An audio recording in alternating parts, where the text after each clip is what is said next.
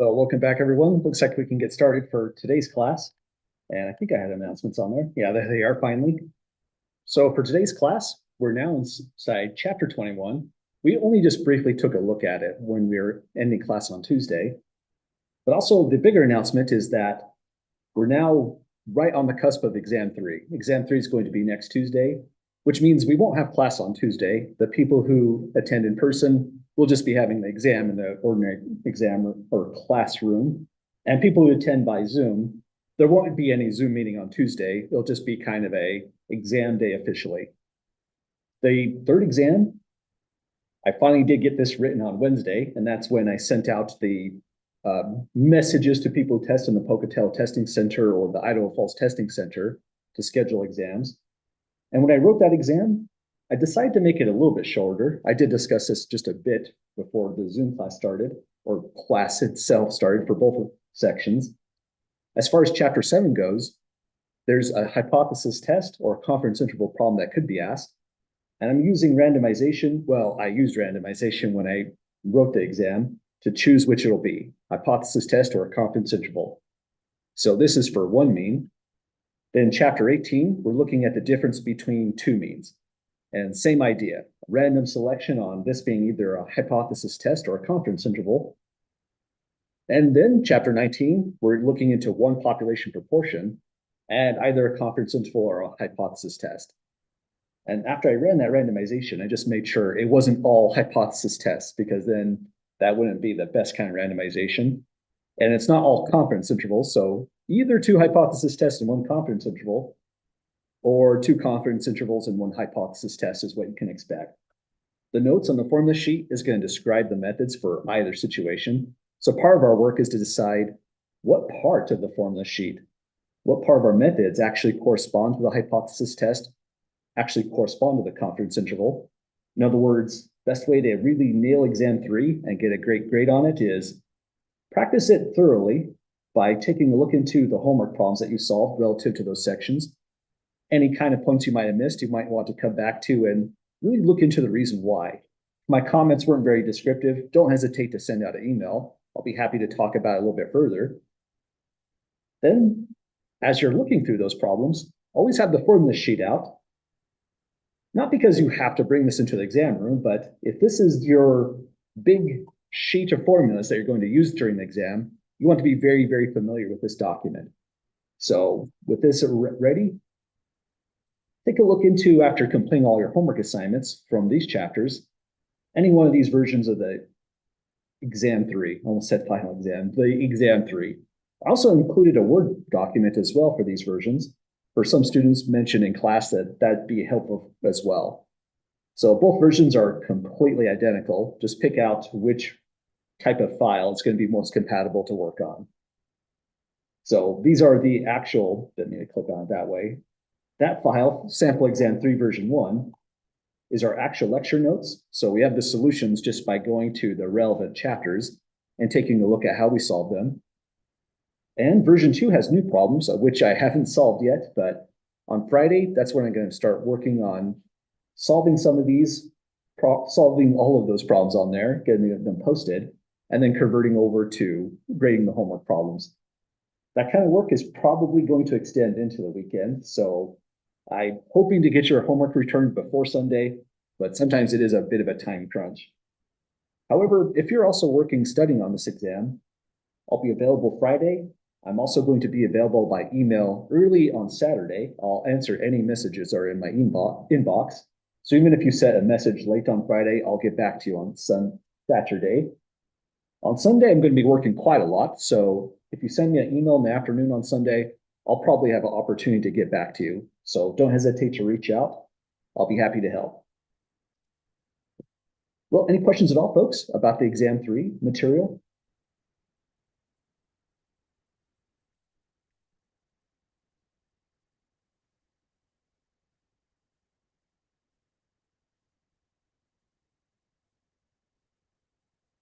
They say 10 seconds is about a standard amount of time to wait after posing a question, especially across Zoom. But man, 10 seconds feels like a really long time. That's like an eternity. But we're going to now go into chapter 21. But if any questions do come up at any point, don't hesitate to interject. I'm happy to just switch gears, talk about any thoughts relative to exam 3, and then switch gears back after we run out of questions. So currently we're in chapter 21. Suspiciously, there's no homework assignment below it. That's a pattern break from what we typically do. Let me fix this. I'm not too sure how that was supposed to be targeted. Oh, there it was. These boxes were meant to help me out. There we go. That's the right scrolling. There's no assignment relative to chapter 21, but that's because we're getting too close to the end of the semester. I felt like trying to push an extra assignment is going to compete too much with studying on exam 3, as well as on closed week, we're going to be releasing the final exam. So there's just not a lot of space to put out an extra homework assignment. So we're going to be looking into 2 problems in the chi-squared procedure over here. But when we have the take-home final exam assigned on Thursday of closed week, the week after this one, I'll indicate which problem is the chi-squared method, because that's going to be the one procedure where we didn't get a lot of practice in. I'll say right on the exam which one is chi-squared, and you can go back here for extra guidance and help getting through that one. So that's where we're at so far. The chi-squared procedure is a direct extension of our work in chapter 19. So that's kind of the interesting thing there. The only difference now with what we're doing in this section versus chapter 19 is k greater than or equal to 3 denotes the number of possible outcomes. So it's all about that right there. But let's work through this again a little bit more slower than what we did in the last bit of Wednesday or Tuesday's class. We're in this chapter for the chi-squared procedure because we have categorical data. That's the main thing that put us here. And categorical data has lots of ways to handle. Chapter 19 and chapter 20 was handling it as well. But chapter 21 says, let's see here, we have a categorical variable interest and it has more than 2 outcomes. So now we can't describe our outcomes as successes and failures any longer. K is going to describe the number of outcomes. And because of that, our null hypothesis takes a really interesting format. Here it is. We'll let the true population probability of the ith outcome, we're talking about these categories here, occurring being denoted by pi. So in the null hypothesis, when we say p1 equals p1 naught, notice the subscripting is getting a little bit out of hand there. What we're saying is the true proportions of categories that corresponds to category 1 in our categorical variable, of which there are 3, is p1 naught. The true population of categories that corresponds to category 2 is p2 naught, and so on down the line till we get to the kth category. The probability that someone from the population belongs to category K will be pk naught. Again, that's a pretty wild way to describe a null hypothesis. Under the assumption the null hypothesis is true, we're going back to information on expected counts. This is similar to hypothesis testing in chapter 19. We need to analyze the expected count for every outcome by taking the sample size n times pi naught. Where the pi naught are these values right here. So this is one way to write the null hypothesis. Oh dear, that didn't work out. But there's also another way in one special case. And the problems we're going to look into, we have a special case we're looking into as well. And then problem 2 is going to be this general case. So let's describe that special case. So the way these are being specified is these probabilities can take on any value whatsoever. However, we also have a restriction. P1 naught plus P2 naught plus all the way down the line to PK naught has to be exactly 1 in probability. That's just because we're talking about the probabilities of falling into any one category. This is an exhaustive list of all categories for the categorical variable. So probabilities have to sum up to exactly 1, much like the area of the normal distribution being exactly 1. But another null hypothesis could look like this. We could have a special case where Pi naught, P2 naught all take on the same exact value. That's not always the right hypothesis to take depending on the problem, but sometimes it really is. So the special case is where let Pi naught be equal to, or I said Pi naught, P1 naught be equal to P2 naught be equal to Pk naught. So if we do that kind of assignment, notice they still have to add up to exactly 1. But if they're all directly equal, then we can say that this is equal to some common probability P naught, and that probability is exactly now 1 over K. There's K proportions. If they're all directly equal to P naught equals to 1 over K, then adding these 1 over K values together is just going to give us exactly 1, just like the exact 1 right here. So whenever that comes out, if this is ever appropriate for our hypothesis test, we'll set the null hypothesis to P1 equals P2 equals Pk, which is then equal to 1 over K. So that's a formula we'll take advantage of, when we can at least. So this P1, P2 is much like the P1, P2 over here. These are the parameters in the problem. There's so much going on that this is a good spot to just analyze the form our hypotheses are taking really carefully. So those are the Pi values that we indicated here on this special case for the null hypothesis. And these are just the hypothesized value, P1 naught, P2 naught, and so on, same as the values right up above here. Let me see if I can run in some color coding on that just to convey, making sure that's easy enough to read. Is that okay to read for everyone so far? That is not the best contrast. Okay, so that's our null hypotheses. Either this one, this is to allow some variation where the values to be tested in green can all be different. And this is the one where we allow them, or we force them to all be exactly the same. That's just the null hypothesis though. Once we want to go to the alternative hypothesis, it looks like that. HA, Pi is not equal to Pi naught for some I. That's a heck of a statement, but what's going on here is we're saying P1 is equal to P1 naught, and P2 is equal to P2 naught, and Pk is equal to Pk naught. This is really a statement connected through ands. So now when we look into the alternative hypothesis, we're forming a negation logically. And the negation of a statement that's an and turns into an or statement.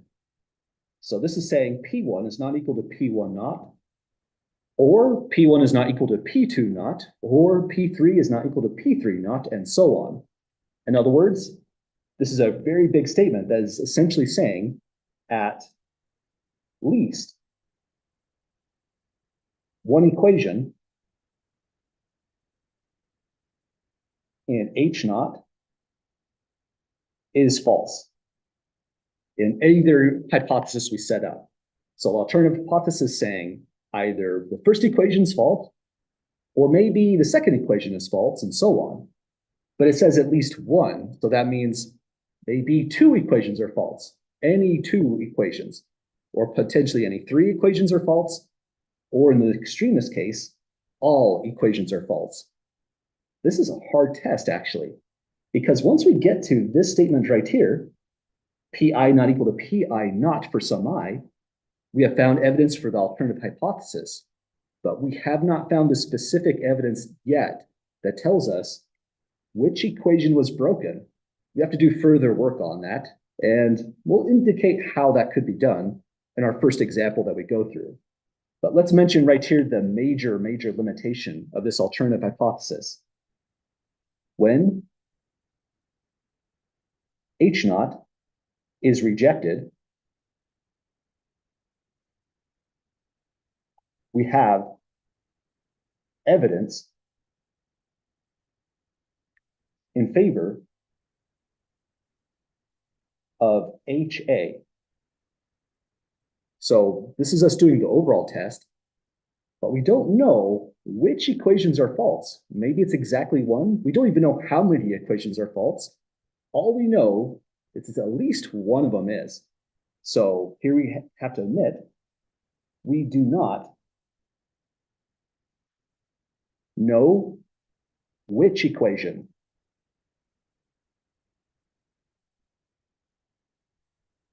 is false until we do a follow-up procedure. And when it comes to categorical data, especially chi-squared methods, there are a lot of follow procedures. There would be procedures that can provide you with confidence intervals on potentially all the proportions or the ones we're most interested in. There's follow-up analyses that can tell us which equations were the bigger contributors to rejecting the null hypothesis and finding evidence for the alternative. But the thing that we are really facing quite a bit in this book, being an introductory text, is that they don't give us the alternative follow-up analysis, follow-up procedures. We're just doing the overall test. We're testing for any difference whatsoever, and further work has to be done to find the specific nature of what the HA is trying to say. If you're curious about this kind of stuff, don't hesitate to write. There's lots of different places I can point you into for further direction on further research, especially if you know you're getting into this kind of data. So that's our discussion of the hypotheses. They're really weird. There's no notion of a right tail test, left tail test. It's all essentially a kind of two-tailed test here. We don't even have a confidence interval method that goes along with this, not in this book. That's a so-called follow-up procedure. But at least we can do the overall test. That's going to be our major objective. Any questions at the moment with our hypotheses? Okay, so places you might return when you come back here are the equation for the expected count is important. How we set up the null and the special case is pretty important. And then you might come back here to check into the conditions. Just like any test, we have conditions here as well. And same kind of guidance that goes along with it. For the first part, you don't really have to say the part that there's more than two outcomes, because if you're using chi-squared, I'm going to assume you already knew that part. Part one is more about knowing that we have a simple random sample from a population with categorical data. So this part right here, we will briefly discuss. Here's the part where we work a little bit more careful. Here we carefully check, which means we have to show the counts, we have to say whether they met the right conditions and so on. And here's what that condition looks like. No more than 20% of your expected counts can be less than 5. So if we had 5 categories, and exactly one of those categories, that looks like I'm saying 6, exactly one of those categories has, say, 4 expected counts, we're okay, because that's not more than 20%. But if our 2 categories has, say, below than 5 expected counts, the procedure will not meet its requirements. Our p-value is not going to be accurate any longer. Things really start to break down with chi-squared when the counts get so low. And if any of the expected counts are below 1, the procedure just instantly stops right there. We don't worry about part 2 at all. We'll just instantly say sample size was not large enough at all. The last part is a little bit more involved. For the chi-squared method, if we have categorical data that really has more than 2 outcomes, and we took a simple random sample to get our data, these values should be satisfied right here. But there are some really odd ways when you're running a study or doing experimental design, certain things could go wrong. So this is the extra information that you'd want to be aware of if you know you're about to do research involving chi-squared. This is here just for the sake of completeness, not required to check. Only because we're not trying to run the most advanced statistics class ever. This is just for the sake of, again, completeness on what really has to go on in the actual procedure. A lot of these things are pretty certain though. When you go to take a sample size, your sample size n can't change. So that's really important as well, but that's a natural setting for the multinomial distribution. This is something that is a big danger though. When we go to collect the data, when we think about how our actual research is going to come together, careful attention to that part has to be paid to the researchers running the study. This part is just a reminder that we have a categorical variable with k outcomes. And whenever we say that, very specifically, what we mean is the outcomes don't overlap. The outcomes are things like, say, eye color, or maybe there are things along the lines of sex or gender or anything along those lines, but there's no overlapping. It's one thing that we're really mentioning right here. And this one is interesting. The probability of a given outcome is the same for each observation. What they're saying is all these probabilities, P1, P2, Pk, can't change. Well, that seems natural as well. But if something goes wrong up above here, in particular, if we lose independence, that's what could go wrong over here. Probability of an outcome could now suddenly change. We might have extra information. So that's what the multinomial setting is all about. The problems that we give naturally fit into this, but this is for people setting up a study, collecting data, submitting their methods to research journals. They have to now carefully think about all of the methods from start to finish and make sure they never deviated from any of these parameters. So those are the conditions. We'll try to mention randomization if it's provided to us as information, and we'll take a closer look into expected counts as the major things we'll do. Then beyond that, we have the test statistic given by this formula, or in its expanded form. We briefly discussed what the role is of a formula like this one, but the short of it is we're going to measure a distance. Let's maybe put this on the next page. We're going to be measuring a distance between two different tables. One table is a table of expected counts. That's the provided information that was given, or excuse me, expected counts is the information that we get from taking n times pi naught. The observed count is what I was trying to mention on the table down below, is the actual information provided. So if what we observe is really far away in the chi-squared distance from what we expect based on the formulation of our null hypotheses, if that's a big distance, our p-value down here is going to be very large. It'll be reflected, and we'll reject the null hypothesis. So that's the idea behind the whole test. Let's give it a try right down below. And kind of fun, like we mentioned last class, this is one of the problems that came from chapter 1 that we're finally circling back to, just to see how this all works now. Any questions at all with the statement of the test statistic?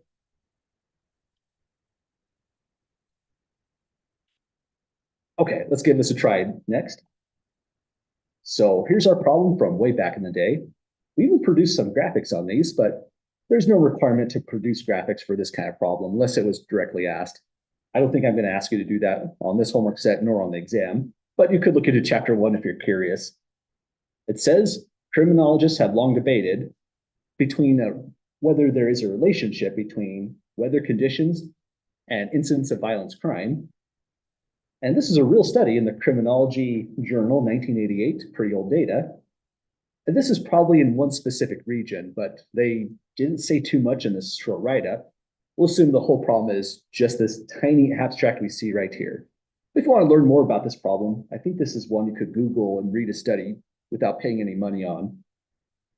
So what they did was they have a sample of 1,361 homicides, hopefully gathered randomly, and they were categorized or classified. That's a big hint right there. Our data is categorical. They're categorized according to the season. And here's how we display the data. The outcomes are right over here. So that's why we have k equals 4 outcomes for our variable. The counts are all right here. And in the statement of the test statistic, these are the observed counts.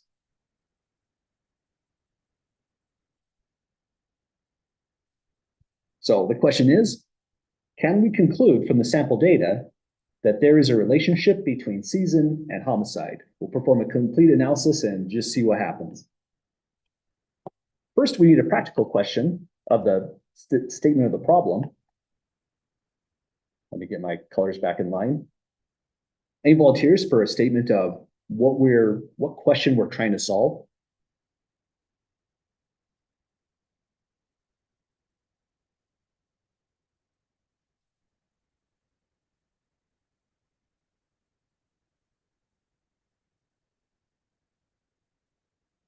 Tough question in a certain sense, right? One way you might be able to answer this one, not might, one way you can definitely answer this one is, let's do the method where we just cite something directly out of the problem.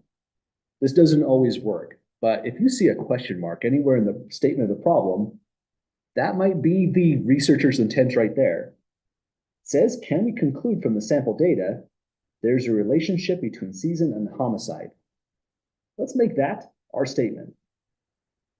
Let's just take the whole thing so that we're citing it.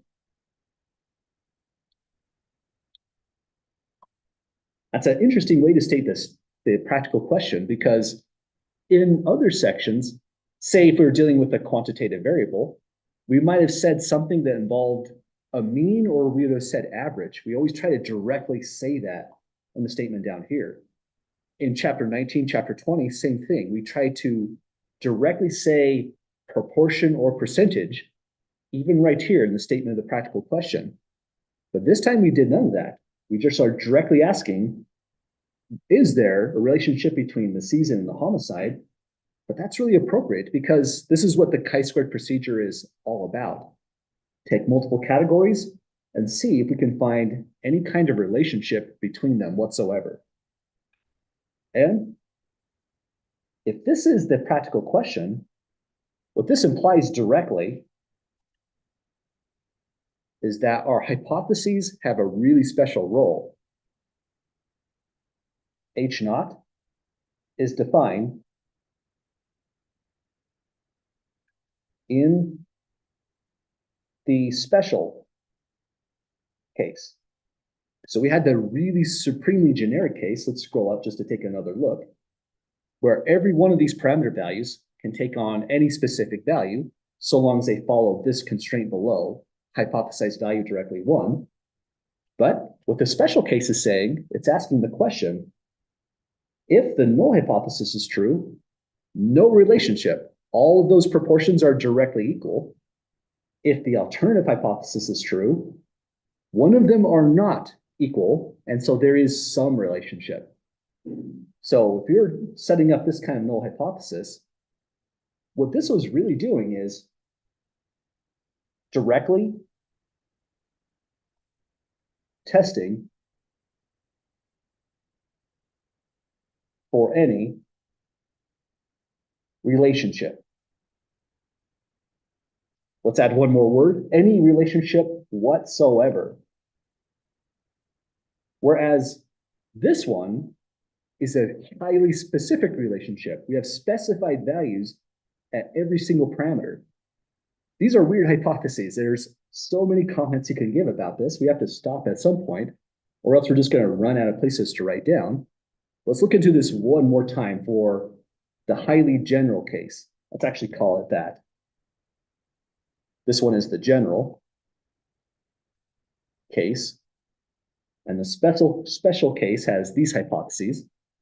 The general case is down below right here. We're going to look into some stuff happening in genetics. So good old Gregor Mendel's coming back with all of his meticulously collected data.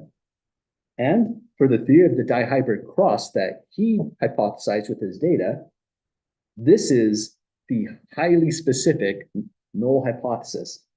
It's not testing for whether there's a relationship between the variables. It's testing for this direct relationship right here. So chi-squared procedure allows for two radically different kinds of null hypotheses in that kind of way. Whereas over here, we're wondering if the proportion or probability of dying in any one of these, of the homicide falling in any one of these categories is 25%. That means no relationship. And that means this is the appropriate question. We're wondering if any one of these budges off 25%. which means some other category would to compensate. So we're testing for any relationship whatsoever on these data. So lots going on, but any questions at the moment with the statement phase before we define parameters and hypotheses?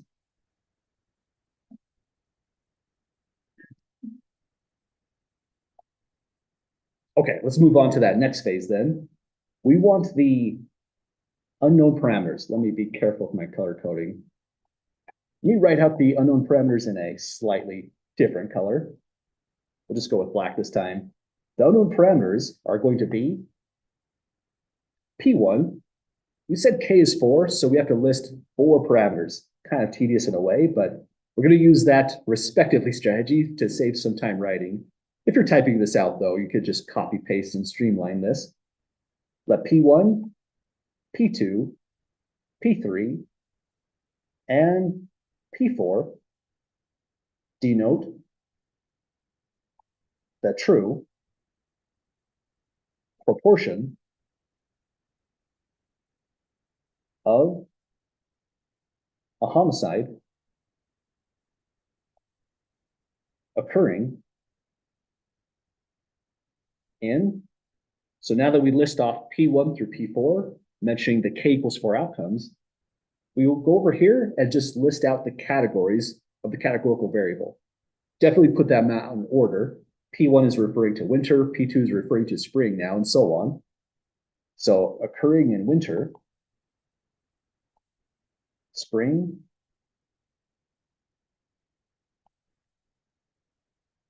summer, and fall, respectively.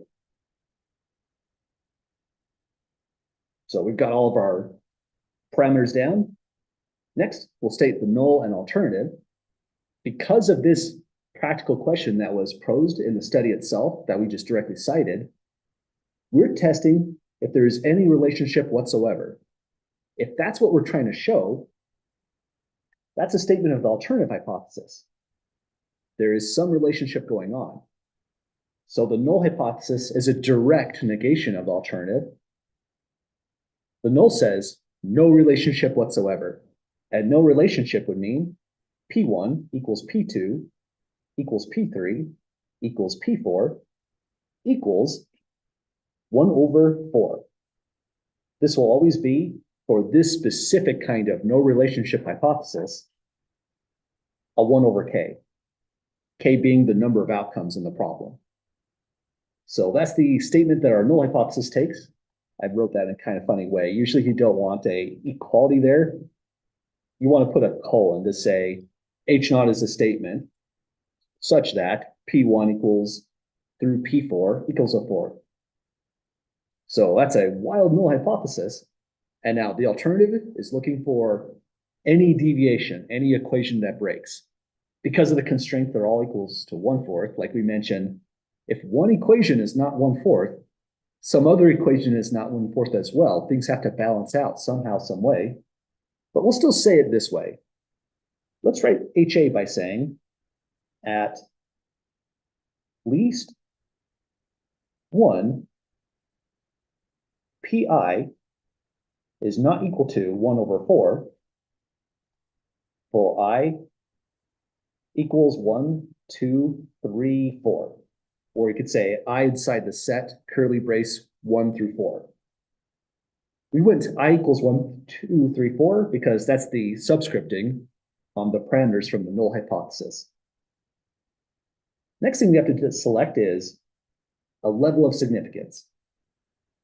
Well, any volunteers for significance level on this one?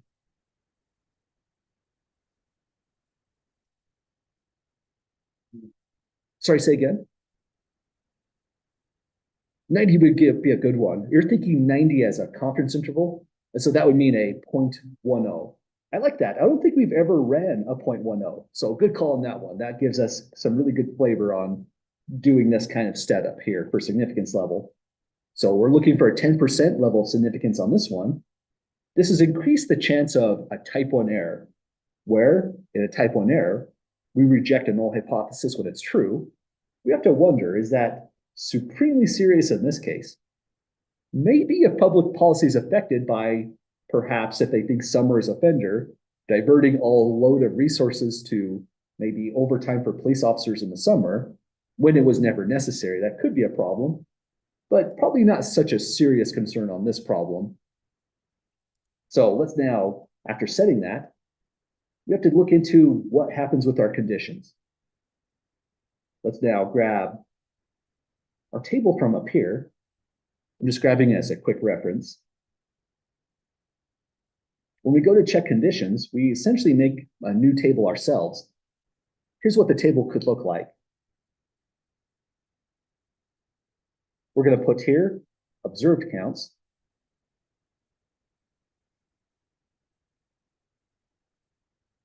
We're going to put right down below expected counts. And it always helps to have this kind of reminder. When we say expected counts, your natural inclination might be, well, expected under what condition? These are the counts that we expect under the condition when H naught is true. So let's read it right in those counts. I'm losing the first category for winter, spring, summer, fall, just focusing on the numerical data now. 328, 334, 372, 327. So those are our observed counts directly pulled out of this table here. Next thing we need to grab is, what is the expected counts? We have a formula that says expected count in category I is N times P I naught. So it looks like we need a sample size on this one as well. The sample size, I think the problem itself did cite it. 1361 maybe? Yeah, 1,361 homicides. We also need PI naught. The double subscripting is kind of painful here, but we'll have to live with it for just a moment. We get the PI naught from just going to our null hypothesis. But in our null hypothesis, every value for PI naught is exactly 1/4. So here, PI naught is 1/4 for all I. So that's really, really helpful for us. All we need to take is, for N times PI naught, we'll take 1361 times 1/4. That's going to be our expected counts across every single category, only because all of our parameter values was set to the same value for what is to be tested, PI naught. So fast computation, take 1361, just divide it by 4. Once I determine a good spot for the calculator here, let's put it up here. 1361 division by 4 gives us 340.25. Weird that it's not an integer, but absolutely allowed. When we say expected counts, we're also thinking an average where we rerun the study over and over again at the same exact sample size. What should converge to in all of our counts right here is 340.25.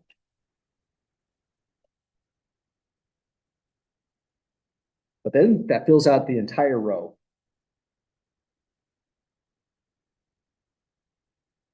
Almost there, last 340.25. So we're done with the null hypothesis for just a moment. On the condition checking stage, first thing we're interested in is we want expected counts to be bigger than 5. If one of these categories was, say, 3 for some weird reason, let's grab the condition, and we'll fix that in just a moment. So let's say for some reason, maybe we just made a weird mistake. And I have 3 expected counts right there. Condition 2 is now going to cause us a big trouble. It says no more than 20% of the expected counts are less than 5. There's 4 categories, and now 25% of the expected counts is in fact less than 5. Sample size would be too small if that ever happened. And it's definitely even worse if it was, say, 0.25. Even if there were a whole bunch of categories, just one category that is less than 1 fully stops this procedure. But in this problem, we are meeting this benchmark very, very easily. It's only because the null hypothesis gave us proportions that weren't too small. They're all equal to 1/4. So all of our expected counts are greater than 5. That's pretty much all we have to say. Since all expected counts are greater than or equal to 5, the sample size is large enough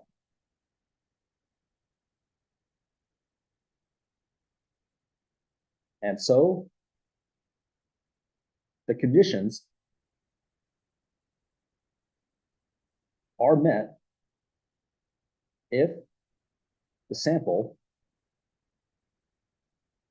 was random. That's still unknown, but if you read the study, that might be something that is resolved. It probably was if it was published in a journal, or there's always a chance that the people who published this study said the sample wasn't random, but we looked into enough data to say it was a representative sample. You should be suspicious whenever a journal like that says we have a representative sample, but it wasn't selected randomly. Well, any questions, folks, on the condition checking side?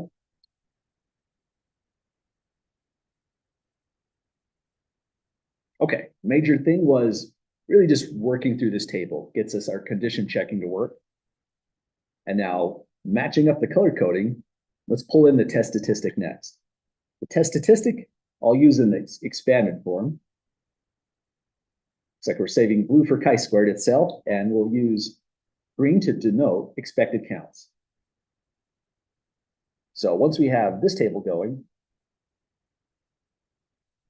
here we're ready to compute the test statistic itself. Now, if you're curious about chi-squared, that doesn't look like a Greek letter, and we know chi is a Greek letter. What's going on here is, oh, this is chi, but that's lowercase chi, and it's kind of weirdly set too. Here's uppercase x.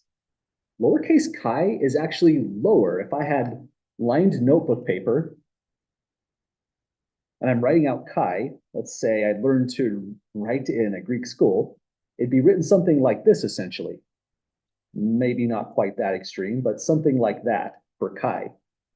Kind of a weird variable. We still call this chi-squared, even though it doesn't look like that, but that's because that's lowercase chi. Uppercase chi is that one, just your ordinary x, non-italicized even if you try to make it. So uppercase chi is just uppercase x. So we have our chi-squared procedure there. Now, next thing we're going to do, let's write out that chi-squared. And this problem is going to be equal to, let's match up the pattern. Take observed count, 328, minus the count we expected, 340.25. We raise that up to a power 2. We want to square things just like in the standard deviation because we're looking for the distance between the table observed counts and expected counts in these tables. So squaring helps us get there. And then we divide by the expected count, 340.25, power 2. Then rinse and repeat. Go over to second category. Observed count is 334. Then expected count is 340.25 divided by 340.25 squared. Because all of our expected counts were the same, the only thing that's changing is the observed count where the red dot is. So it gets faster to write out once we get confident with the pattern here. So next one is 372 minus, then minus the 340 0.25, then divide by 340.25 squared. Now this is kind of tedious to write out, but it's worth it because if you're interested in what the followed procedure could look like for chi-squared, if we did reject the null hypothesis, first thing people do is look into the size of every one of these terms. These are the chi-squared components. And if we reject the null hypothesis, it's because one of these is big, or maybe all of them. If it's exactly one component that's big, it zeroes us in into knowing which equation in the null hypothesis actually failed.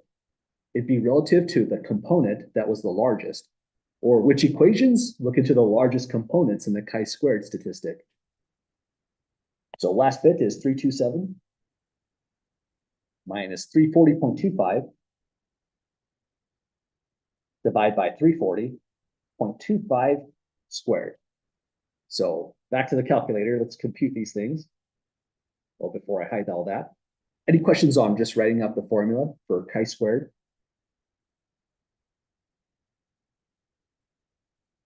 Okay, let's start computing this out in the calculator next. So going down the line, we have 328 minus 340.25 squared, then divide by 340.25 squared.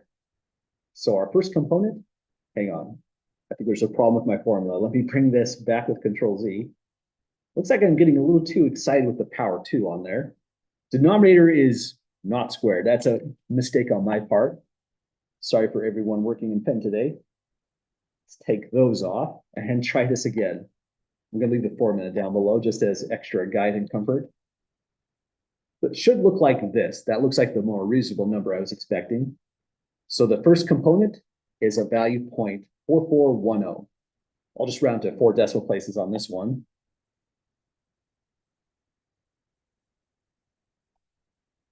The next component, only thing we're changing here is the first term inside this grouping in the numerator. So next one is 334. The next component is way lower, 0.1148. So small contribution so far, but these counts were kind of small. Well, if you imagine the bar chart that we constructed, the little jump was right here for summer, 372 homicides. So rerun this, 372 minus 340.25, and that's our first pretty big component. If we reject the null hypothesis, this is going to be a huge reason why. Chi-squared component is big on this term, 2.9627. And it's not a surprise, it corresponds to the largest category inside here for the observed counts. Run this one more time, forgot the number, 327. And another small one, 0.5160 upon rounding.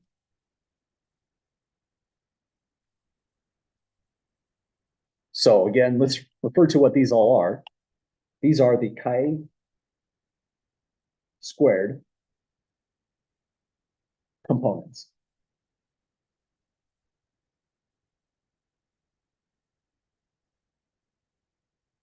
And when they get large, we're going to be directly rejecting null hypothesis. So here's our test statistic. I guess we have to calculate it too. So let's do that next computation. 0.4410 plus 0.1148 plus 2.9627 and 0.5160. So our chi-square test statistic is 4.0345. I'll round this one to 4 places. 4.03, I guess that is 4 places. That's just tricking my eyes. Chi-squared 4.3045. Let me check how good my working memory is today. Oh, not quite. 4.0345.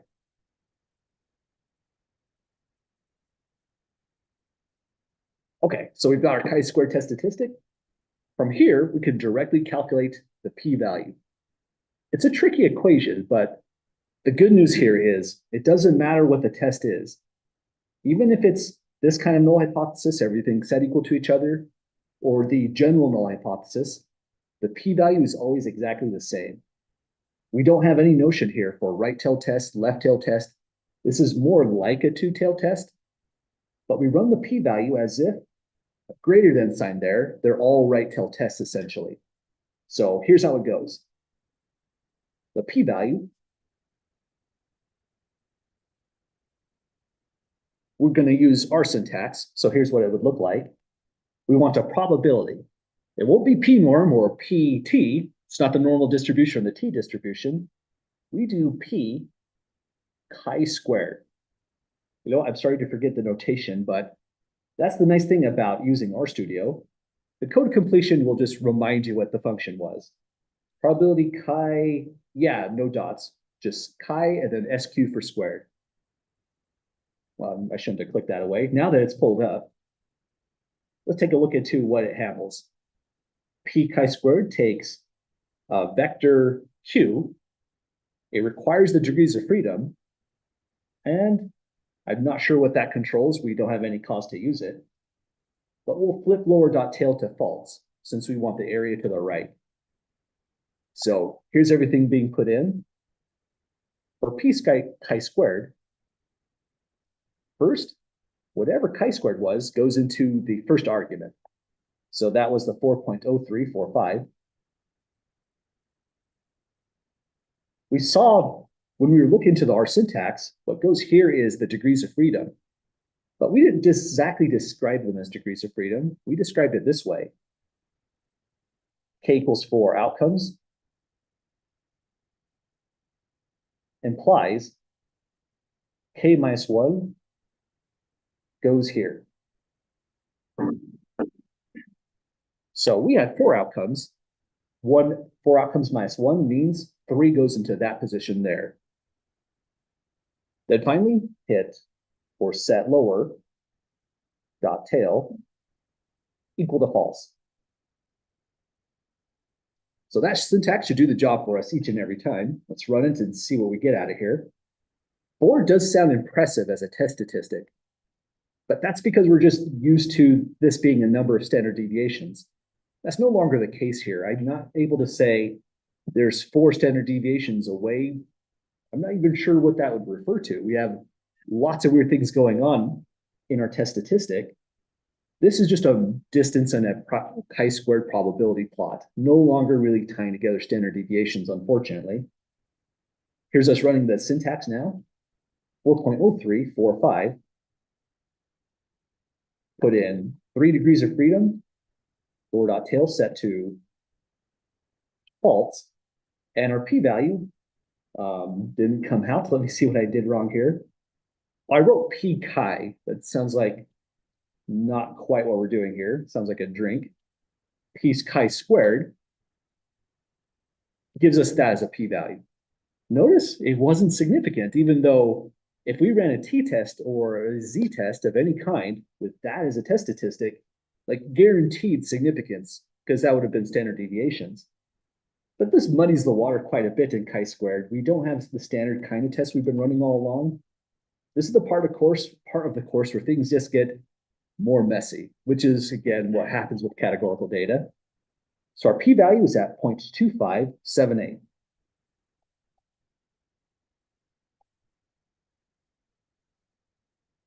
And this is well ahead of essentially any alpha level we might have set. This one was set at 0.10.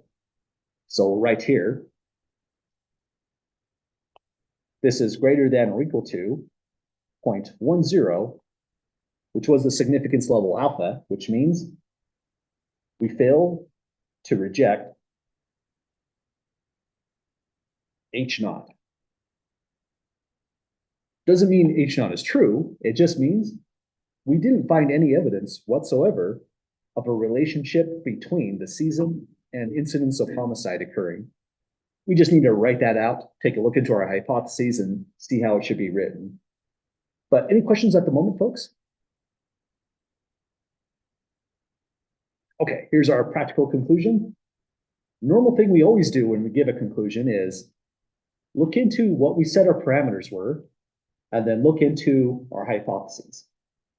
Also, we want to double check this statement right here when we give our final conclusion, just to make sure everything matches up. So here's our hypotheses as a quick screen grab. So using this information here, we'll start off by saying, if we fail to reject the null hypothesis, it means we failed to have evidence for the alternative. Stated that way, we can say, this study does not provide significant statistical evidence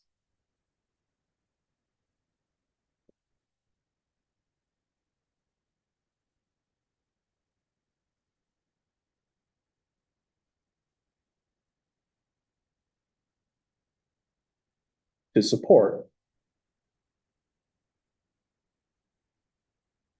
the assumption, or hang on, let me think about this statement, does not provide statistical evidence to support, let's say, maybe the claim, being the research hypothesis, the claim that, let's see, at least one PI, not 1/4, but what was PI? It's a proportion of a homicide occurring in a specific season. So we can say, does not provide this evidence to support the claim that the true proportion of a homicide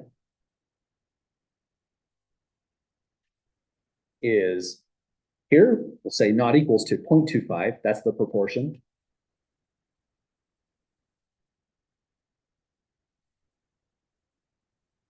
In, well, I1, 2, 3, 4 is referring to the seasons. So we'll say in any season, or let's say it more in the way the alternative hypothesis was saying, just to make sure we're matching up our conclusion really strongly. Not equal to 0.25 in at least one season. This is really the intent of what we tried to show in the alternative hypothesis. So we have to convey that. That's what the p-value is all about. That's what the test statistic was measuring. This statement right here. But then if we didn't show that, that means the sample data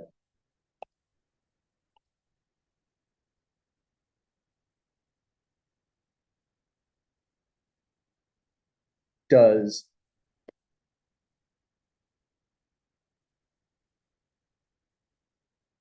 not show a relationship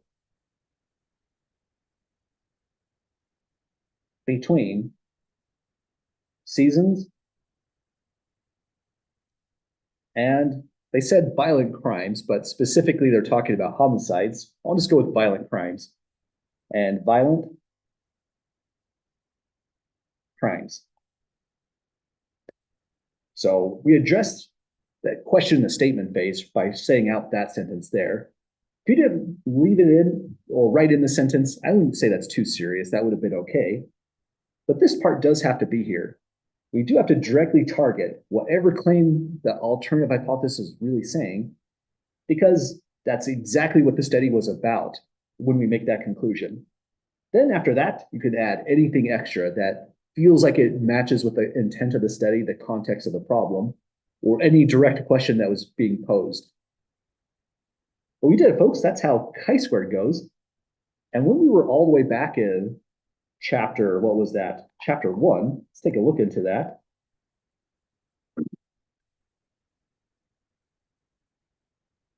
It's been a while. This is a good mental break as well. All the way back in chapter 1, this is what we were looking into. We were creating a display of the categorical data. We described what we saw in that display, and then we said, among the season and the categories, the number of homicides is roughly equal. Each season has over 300 counts, and summer season has slightly more homicides than the rest of the season. If we ended our analysis right there, we might have kind of misled people, because we're saying, yeah, it looks like there is a relationship between season and homicide. There's slightly more in summer. That wasn't the right conclusion really to give, and so this is the power of probability. Our eyes are being deceived here, this is not quite right, we should say that was just randomness. Our test statistic and our p-value tells us that can happen quite often, and that blip really meant nothing interesting. There was no evidence of a relationship whatsoever. Random sampling could have provided that all on its own.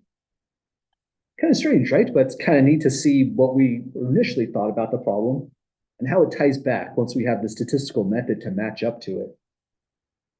Well, any last questions or comments, folks, finalizing this problem? Okay, one thing I do want to provide before we move on past this problem is there's another way to analyze this. For checking conditions, we really do want to see the expected counts, but a lot of this stuff right here is handled automatically. The chi-squared components, summing them up and doing the p-value, we can cite RStudio to do that. And that's what we're going to do on the very next problem. We did it by hand just to get a good feel for what the formulas are, how they all work. So if we wanted a quick analysis on this, here's what it would look like. We'll share the syntax as well if you decide to do it this way. Say as a final exam question, if it matches up with example one. First thing you would want to store is just your counts. So counts gets, combine 328, 334, 372, 327. Once we have the counts imported, next thing we'll call is chi-square dot test. The moment you type in chi, it pulls it up as the third option down below here. Here's chi-square dot test. And take a look at what it takes as input. It takes a vector x. That's the one that we called counts. I'm not sure I've ever used the null option right here. Correct equals true, that we don't have a reason to change that. But look where it says p. P is repeat, 1 over length x. 1 over length x is 1 over k. The length of x is how big this is, and it has size 4 in length.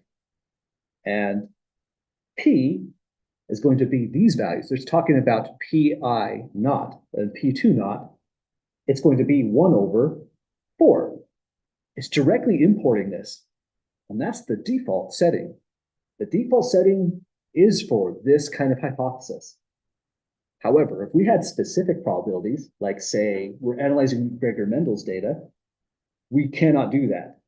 P has to be overwritten as an option right exactly here, or else it won't actually run this test at all. It'll run a test where all of these are equal to 1/4 again, and that's not what Gregor-Mendel was looking at all. That's not what the data supports. We can tell it's wrong just by looking at the data. Seems to actually fit these proportions indicated here. So it's a tricky actual structure to run because sometimes, trying to get back to our parameters, sometimes you need the p vector, and this hypothesis is a case where you would not.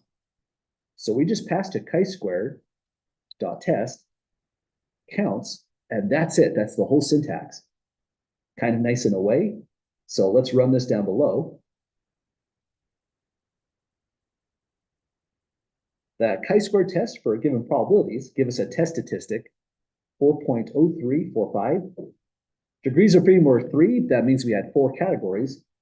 And the p-value came out to a 0.2578. Let's double check. It's pretty accurate. We didn't do the most careful rounding either in our intermediate computations. So that's the whole statement. If you want to run this same work, that would do the job. Run the same work through RStudio, rather. So here's the output that achieves that. And any last questions then, folks? Finishing up this problem here.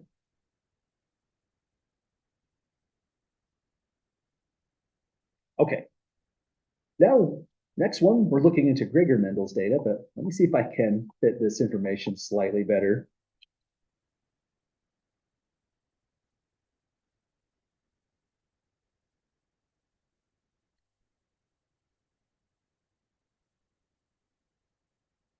There we go. We'll just pretend I wrote really tiny at that step. So that's the chi-square procedure. And now here's what's going on with example 2. we don't have a ton of time left over, so we're going to just take a quick overview of this problem and then maybe look into just a couple steps on here, not going too far forward. But it starts off by saying, for people who have taken genetics, lots of biology, this might not be the most interesting information in the world, but I have to be honest with you, genetics was not part of my study program at ISU, so I find this to be important context to read through it first. It says if we focus on two different categories of an organism, each controlled by a single gene, and cross a pure strain having genotype AABB, I took biology 1 in like 2009, so I just vaguely remember this stuff. With a pure string had genotype AABB, then the resulting genotype is going to be uppercase A, uppercase B, lowercase b. So we'll cite the geneticist and the biologist on that one if any of this information looks a little bit weird. Goes on to say then, these first generation organisms are then crossed amongst themselves. That's where the dihybrid cross comes into play. And this is something that happens all the time if you have, say, a garden. You might have a couple different breeds of peas growing in your garden, and they're just going to cross on their own. Nature takes over. It says there will be 4 phenotypes depending on whether the dominant allele of either parent, either type is present. And Mendel observed this very, very meticulously, documenting everything. Mendel's laws of inheritance, his hypotheses through his data, imply that the 4 phenotypes come in probabilities 9/16, 3/16, 3/16, and 1/16. So thinking about this again, this is for the offspring of the dihybrid cross are having these phenotypes here. That means the null hypothesis looks like it's rather well targeted to the context above here. And this is actual real data, but this might be the oldest data I have. It's approaching 100 years old, published in the Trans Royal Canadian Institute. This is serious data. The linkage studies of the tomato reports the following data on phenotypes from a dihybrid cross of tall cut leaf tomatoes, dwarf potato leaf tomatoes. So there's a tall cut and a dwarf. That means when we go to do the dihybrid cross, we're mixing, let's see, genotypes. Let me know if I should say alleles or genotypes. I'm going to mess those words up. So that's why we sometimes have tall with cut or tall with potato or dwarf. Let's see, that came from this one, but with cut leaves or dwarf, that came from this, or let's see, genotype or dwarf with potato leaves instead of cut leaves. So those are the phenotypes expected from the content above. We're told there's 4 categories, and the null hypothesis has been set up for us on this one. This is the general null hypothesis, where every value, P1 through Pk, K being 4, takes a specific probability. And the notes, just to tie this together, we call this one P1 naught. This one is P2 naught, P3 naught, and P4 naught. So let's see. Let's describe the parameters, state the alternative hypothesis, and call it the day. So when we come back to this problem, be on the computation side of it. Any questions at the moment with where we're at? Okay, so when we go to describe the unknown parameters, it's not referring to the Pi naught, P2 naught, and so on. That's just information from Gregor Mendel's data using the null hypothesis. The unknown parameters are these values directly put into the null hypothesis, the P1 through P4. So we can start by saying let P1, P2, P3, and P4 denote the true.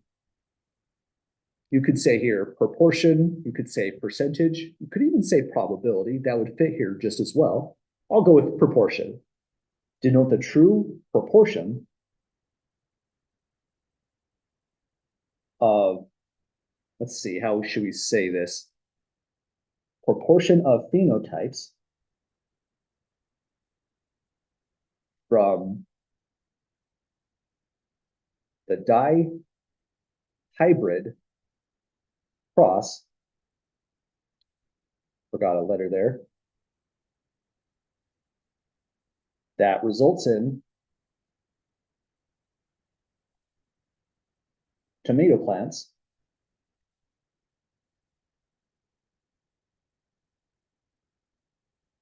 that are, now we're describing the categories. That's a lot to write out. Let's say here that are tall cut. I'll just slightly abbreviate them. Tall potato, meaning potato leaf, not that we're dealing with a potato plant. Then dwarf, cut, and dwarf potato, respectively. Phew, so those are the parameters. We already have the statement of the null hypothesis, so we're just stating the alternative. So we're going to test the theory of Gregor-Mendel's data with this dihybrid cross, where the alternative hypothesis is going to be a statement that P1 is not equal to 9/16, or P2 is not equal to 3/16, or P3 not equal to 3/16, or P4 not equal to 1/16. This or, however, is special. It's an inclusive or, meaning it could be exactly one true, it could be two pairs of true, triples are true, or all of them could be true at once. In other words, you could have just said at least one PI is not equal to a PI not. It would have been an alternative way to say the same exact information. And just so we don't forget, we'll say we're testing this at alpha at 0.01. High benchmark to pass, but that should be the case, right? In fact, if we set this to 0.001, I don't know if that'd be too inappropriate either, because Gregor-Mendel's theories are pretty solid. What would it mean to reject the null hypothesis? It would mean we have evidence that one of these was false.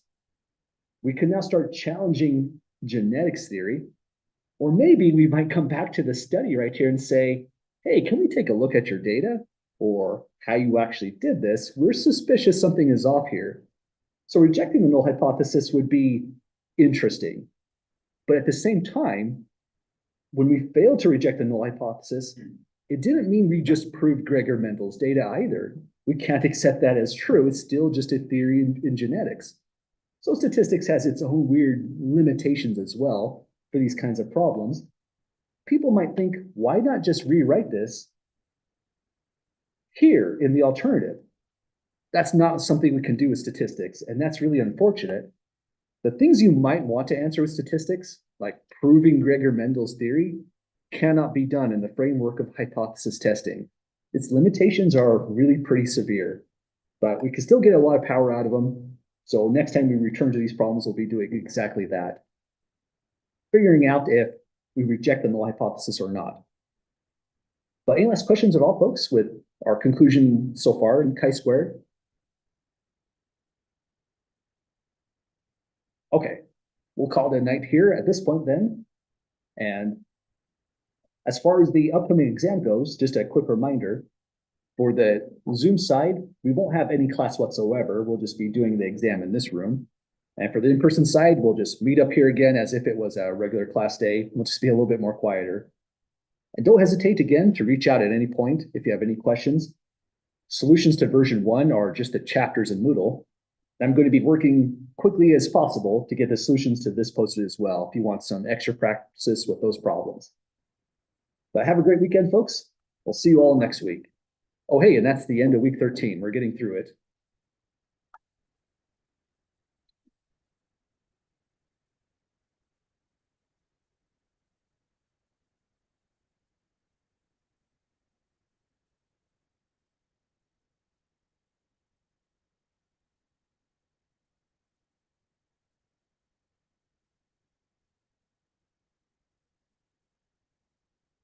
Good start and have a good weekend. Thanks, you too.